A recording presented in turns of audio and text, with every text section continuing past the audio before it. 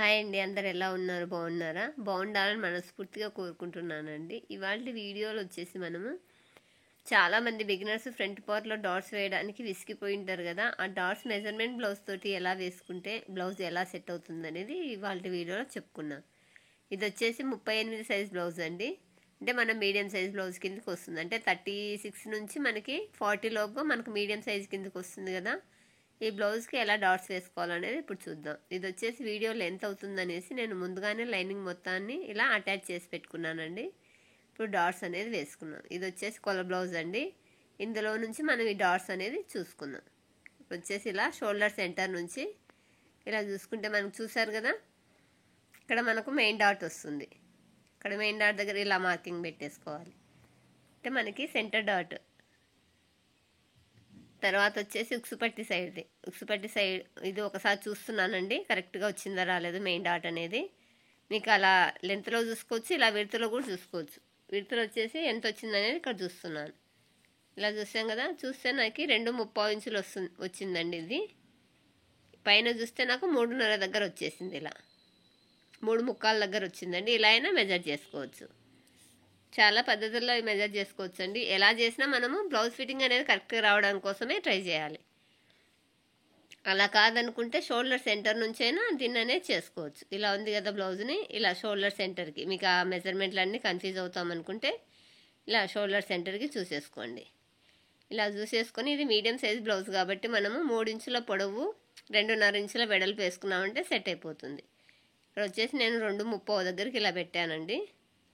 ఇలా పెట్టేసుకుంటే నాకు ఇక్కడ 1.5 ఇంచు ఉంటుంది. కావాలంటే మీకు ఒకసారి కొల బ్లౌజ్తో కూడా చూస్తూ చూడండి. ఇది వచ్చేసి ఎంత ఉందో అంత పెట్టేసుకున్నాను. 1.5 ఇంచు వెడల్పు అంటే డబల్ మీద 1.5 ఇంచు అంటే మనము సింగిల్ మీద అయితే 2.5 ఇంచులు వస్తుంది. మీడియం సైజుకి సెట్ అయిపోతుందండి. ఇప్పుడు వచ్చేసి డాట్ లెంత్ కూడా కొల బ్లౌజ్ నుంచి తీసాను. ఇలా ఇది వచ్చేసి 1.5 ఇంచు వెడల్పు 3 ఇంచుల పొడవు అనేది ఉంది డాట్ కొల బ్లౌజ్లో. ఇలా వేసేసుకున్నాను. మీకు అలా కొల బ్లౌజ్తో తీసుకోవడం రాలేదంటే ఇలా అయినా షోల్డర్ సెంటర్ చేసుకొని ఇది మీడియం సైజ్ అయితే 1.5 ఇంచు వెడల్పు 3 ఇంచుల పొడవు అనేది వేసుకోండి. కొందరు ఇంత హైట్ వేయడం కూడా ఇష్టపడరండి. అలాంటి వారికి 2.5 ఇంచులు వేసుకోండి. చూసారు కదా మనకి ఫ్రంట్ అనేది ఎలా నిలబడిందో. ఇలా మెజర్మెంట్ తోటి చూసుకున్నామంటే ఇలా నిలబడుతుంది. ఇది కొల బ్లౌజ్ ఇచ్చారు కాబట్టి ఓకే. ఇవ్వని వాళ్ళకి వచ్చేసి వాళ్ళ ఇంట్రెస్ట్ని బట్టి వేయండి. కొందరు అయితే రౌండ్గా రావాలంటారు, అలాంటి వారికి 2.5 ఇంచులు లెంతే వేయండి. కొందరు షార్ప్గా కావాలన్న వాళ్ళకు 3 ఇంచులు 3.5 ఇంచులు అనేది వేసుకోవచ్చు.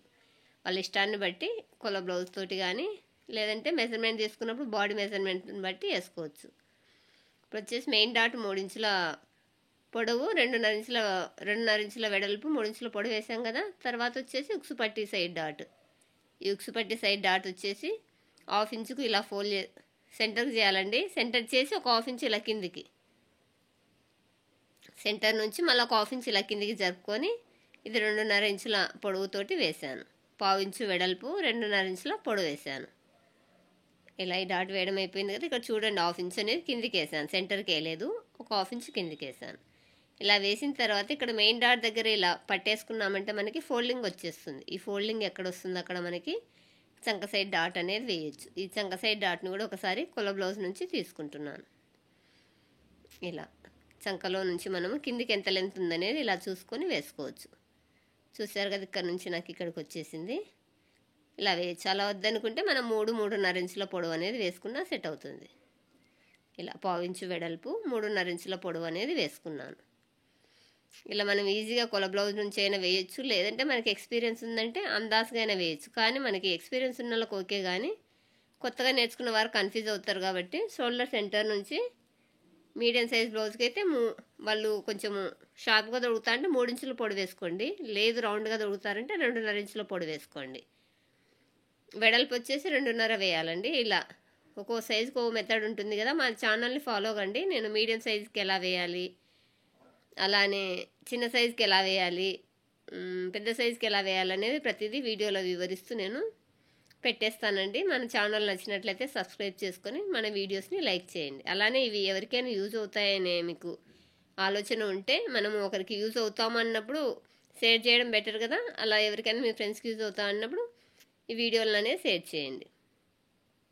సబ్స్క్రైబ్ చేయగానే సరిపోదండి, పక్కనున్న బెల్ బటన్ని కూడా ఆన్లో ఉంచుకోండి. మీకు వీడియో అప్లోడ్ అయిన వెంటనే నోటిఫికేషన్ వస్తుంది.